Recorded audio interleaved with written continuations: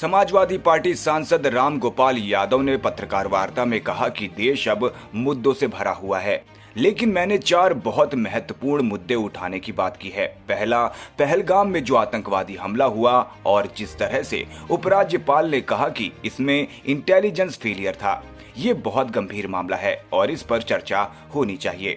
दूसरा, जब ऑपरेशन सिंदूर चल रहा था उस दौरान अमेरिकी राष्ट्रपति ने कहा कि मैंने युद्ध बंद करवा दिया है।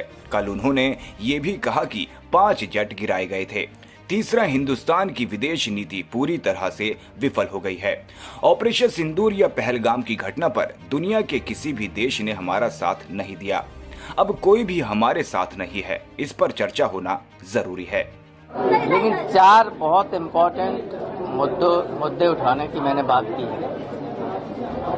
नंबर 1, पहलगांव पर जो आतंकवादी हमला हुआ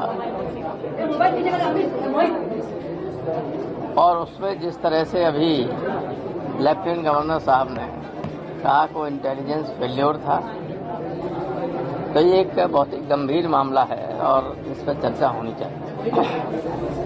दूसरे, ऑपरेशन सिंदूर जब चल रहा था उस दौरान अमेरिका के राष्ट्रपति ने ये कहा कि हमने ये बंद करवा दिया है युद्ध, इमीडिएट कंप्लीट टोटल। तो कभी हमारी पॉलिसी ये नहीं रही कि 2 देशों के बीच में तीसरा कोई हस्तक्षेप हिंदुस्तान की नीति में करे।